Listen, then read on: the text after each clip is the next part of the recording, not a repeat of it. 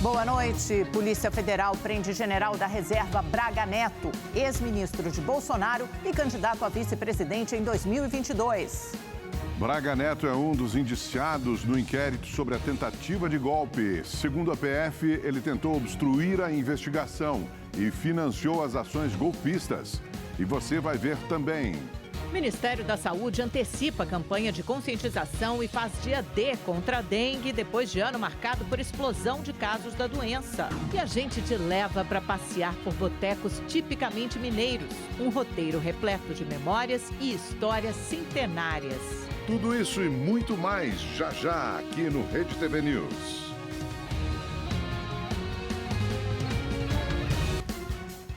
De volta ao Rede TV News, vamos começar falando sobre a saúde do presidente Lula, que continua internado no Hospital Sírio-Libanês, aqui em São Paulo, sob cuidados semi-intensivos, o que significa que ele já recebeu alta da UTI e está nos cuidados semi-intensivos. A repórter Júlia Firmino está no hospital, tem todas as informações para a gente. Oi, Júlia, boa noite. O que diz o último boletim médico?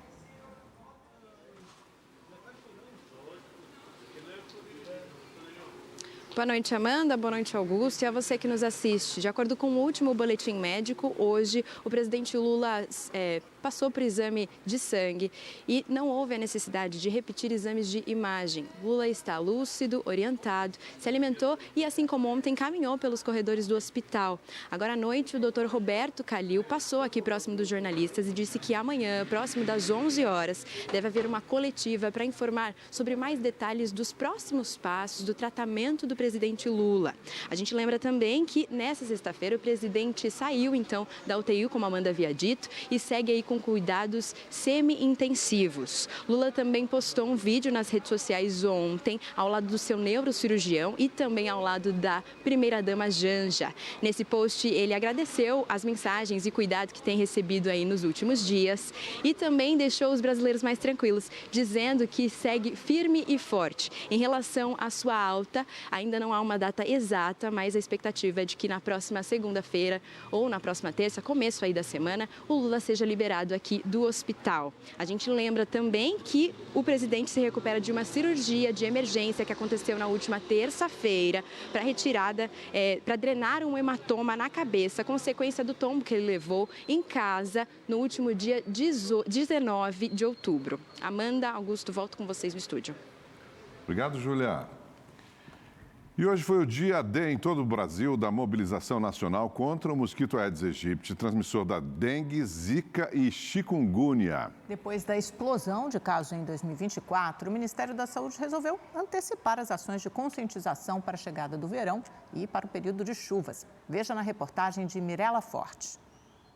No Rio de Janeiro, o dia D de mobilização contra o Aedes aegypti contou com a visita dos agentes de vigilância em saúde nas residências.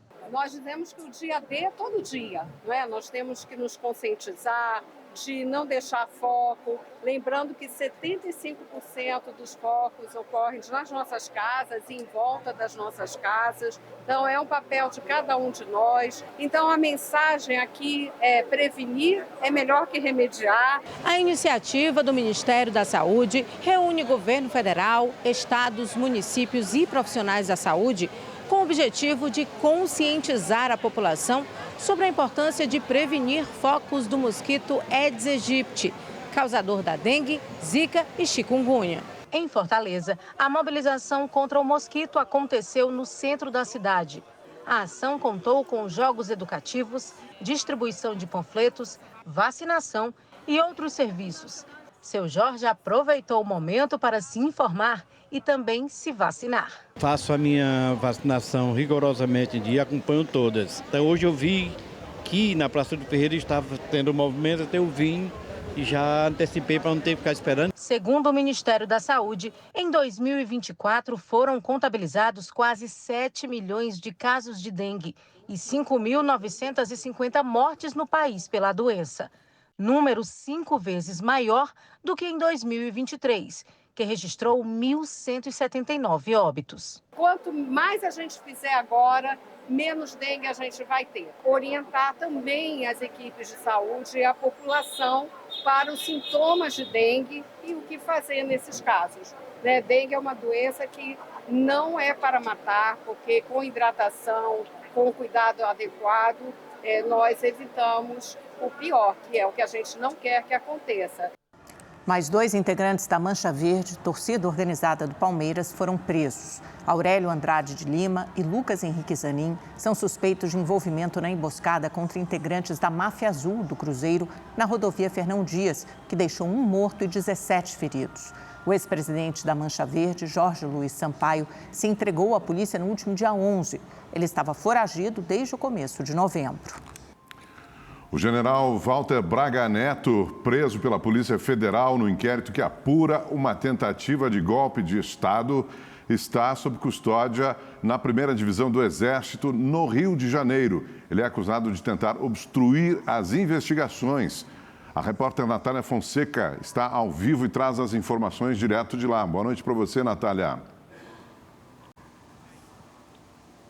Boa noite, Augusto, Amanda, boa noite a todos. Os agentes da Polícia Federal cumpriram antes das 7 da manhã o mandado de prisão contra o general da reserva Walter Souza Braga Neto. Ele estava em casa no bairro de Copacabana. Essa operação era para ter acontecido ontem, mas Braga Neto estava viajando com a família e os agentes teriam decidido então esperar para evitar expor o general a um constrangimento diante dos familiares e também porque, além da prisão, foram cumpridos mandados de busca e apreensão, o que só pode ser feito durante o dia. A prisão preventiva já está sendo cumprida na 1ª Divisão do Exército, na Zona Oeste aqui do Rio. A decisão da Polícia Federal aponta que a investigação está relacionada com a constituição de uma organização criminosa, cujos integrantes, mediante divisão de tarefas, atuaram com o fim de obtenção de vantagem consistente em tentar manter o então presidente da República, Jair Bolsonaro, no poder no final do ano de 2022, o que se daria a partir da consumação de um golpe de Estado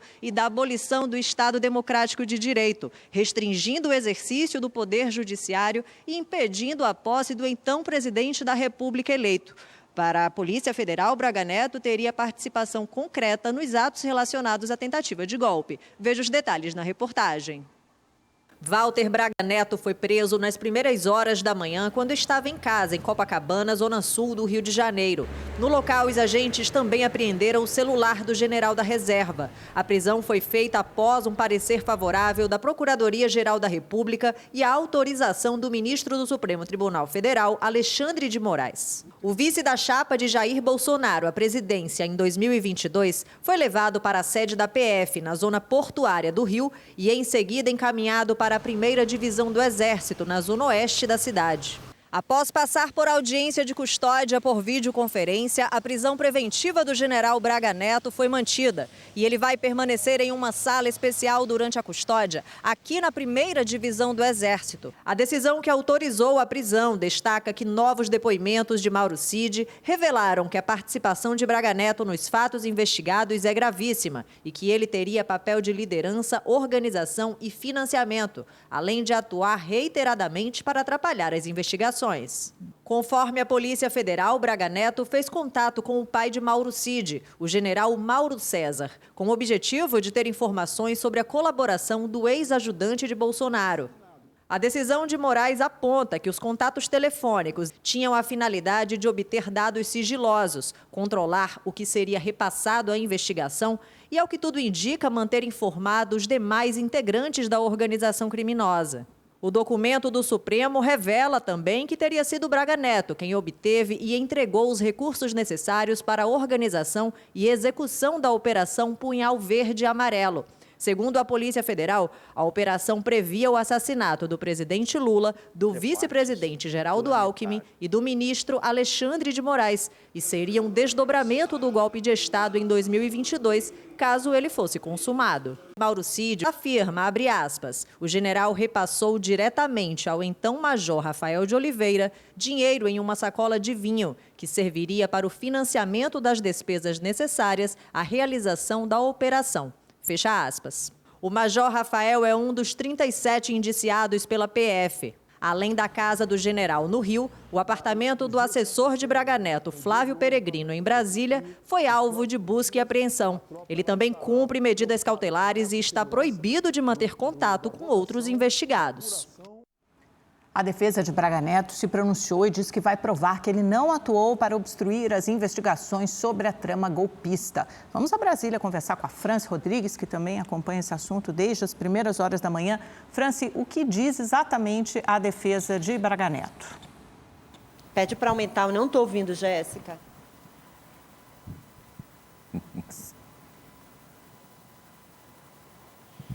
Boa noite, Amanda. Boa noite, Amanda, Augusto, a todos que nos assistem. Sim, a defesa de Braga Neto emitiu uma nota no final da tarde. Os advogados escreveram o seguinte: com a crença na observância do devido processo legal, teremos a oportunidade de comprovar que não houve qualquer obstrução às investigações.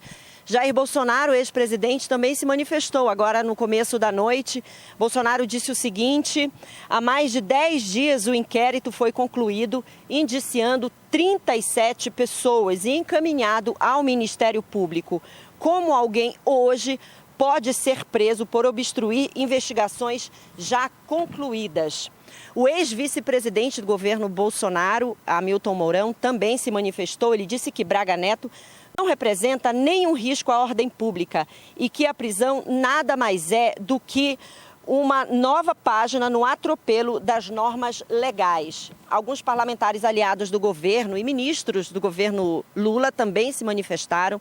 Um deles foi o ministro-chefe da Casa Civil, Alexandre Padilha, que disse o seguinte: crimes contra o Estado Democrático de Direito não serão tolerados. Manifesto apresentado no Conselhão na quinta-feira passada reafirma que proteger o Brasil exige o compromisso com a justiça e a defesa intransigente da democracia.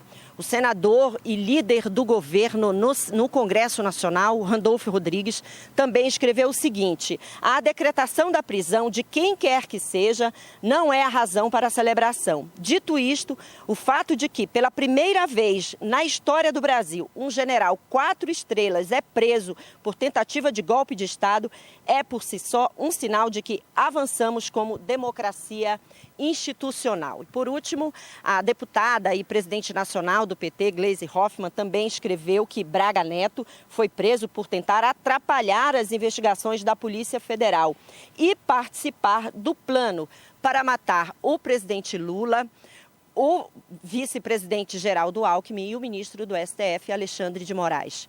Braga Neto já havia sido indiciado no mês passado pela tentativa de golpe, como você vai ver na reportagem.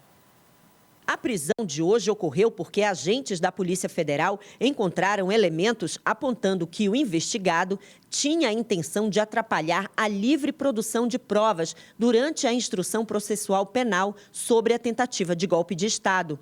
Segundo a petição do Supremo Tribunal Federal, Braga Neto teria tentado obter informações relacionadas ao acordo de delação premiada de Mauro Cid, ex-ajudante de ordens de Jair Bolsonaro. Documento recolhido na sede do PL, partido do ex-presidente, mostra perguntas e respostas em vermelho sobre as oitivas. Foi questionado sobre o que foi deletado e se a minuta investigada pela PF existe em documento físico. O relatório também cita que Flávio Bolsonaro foi aliviado durante os depoimentos e que Cid não falou nada sobre os generais Augusto Heleno e Braga Neto. O documento revela ainda que o ex-ministro de Bolsonaro tentou contato com Mauro César Lourena, pai de Mauro Cid, para obter dados sigilosos da delação, quando o acordo ainda estava sendo firmado. Cid revelou: isso aconteceu logo depois da minha soltura, quando eu fiz a colaboração naquele período, onde não só ele, como outros intermediários tentaram saber o que eu tinha falado. Isso, faziam contato com meu pai, tentavam ver o que eu tinha, se realmente eu tinha colaborado. O delegado ainda insistiu. O senhor confirma que ele tentou obter informações do acordo de colaboração do general Braga Neto? E Cid responde: isso. A investigação aponta também que Braga Neto recebeu do general da reserva Mário Fernandes o plano Punhal Verde e Amarelo, que tinha a intenção de matar autoridades como o vice-presidente Geraldo Alckmin e envenenar o presidente Lula e o ministro Alexandre de Moraes. E cita Neto como autor da trama do golpe de Estado. Ele teria pressionado os comandantes da Aeronáutica e do Exército a aderirem ao plano que objetivava a abolição do Estado Democrático de Direito. Conforme consta nos autos, Braga Neto utilizou o modo de agir da milícia digital, determinando a outros investigados que promovessem e difundissem ataques pessoais ao general Freire Gomes e ao tenente brigadeiro Batista Júnior, além de seus familiares. Freire Gomes era comandante do Exército no governo Bolsonaro e Batista Júnior da Aeronáutica. Segundo a investigação da Polícia Federal, Braga Neto estava à frente do núcleo que incitou o golpe de Estado e da trama para descredibilizar o sistema eleitoral brasileiro. Ele e outras 36 pessoas, incluindo o ex-presidente Jair Bolsonaro, foram indiciados em novembro por tentativa de golpe. A prisão de Braga Neto foi acatada na terça-feira pela Procuradoria-Geral da República e autorizada para ser realizada hoje pelo ministro Alexandre de Moraes. Walter Souza Braga Neto é mineiro de Belo Horizonte, general da reserva do Exército e filiado ao Partido Liberal. No governo Temer, comandou a intervenção federal no Rio de Janeiro e, em 2020, no governo de Bolsonaro, ocupou o cargo de ministro da Defesa. Na campanha à presidência de 2022, Neto foi candidato a vice na chapa de Bolsonaro. O general também é um dos indiciados pela CPI da Covid, que investigou a má gestão pública durante o auge da pandemia. Segundo o relator da comissão, senador Renan Calheiros, Braga Neto, que era conselheiro de Jair Bolsonaro durante a pandemia, teria sido omisso nas ações de combate ao coronavírus e, por isso, foi um dos indiciados. E na semana em que Belo Horizonte completa 127 anos de história, o Rede TV News faz uma homenagem, levando você para um passeio por botecos tipicamente mineiros, repletos de memórias e histórias da vida boêmia. Agora elas fazem parte de um roteiro de Bares com Alma. O Bar do Orlando tem 105 anos. É um dos mais antigos de Belo Horizonte. Nasci com o Bar dos Pescadores, né? Por causa do rio que tinha aqui à frente.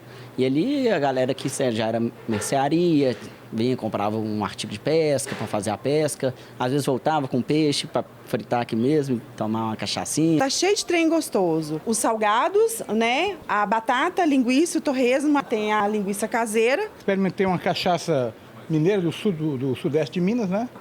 E uma linguicinha, acho que mais mineiro do que isso não tem, né? No Bar do Careca, a cerveja gelada atrai a clientela. E o feijão tropeiro, carro-chefe do cardápio, já atraiu até renomados críticos gastronômicos. A língua, dobradinha, pé de porco são pratos que já são premiados, né, no Comida de Boteco.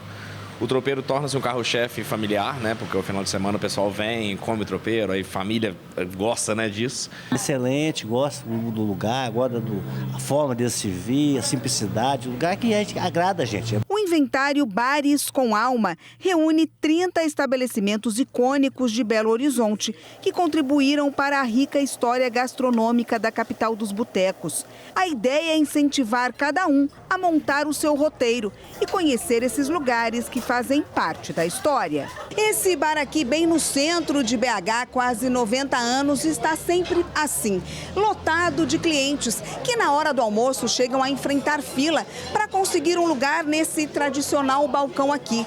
Tudo para saborear o prato único da casa, que leva arroz, linguiça, ovo e uma cachaçinha para acompanhar. Os funcionários da madrugada faziam um arroz, fritavam um ovo, pegavam essa linguiça no molho, punha no prato e pegava o molho e colocava por cima esse molho vermelho.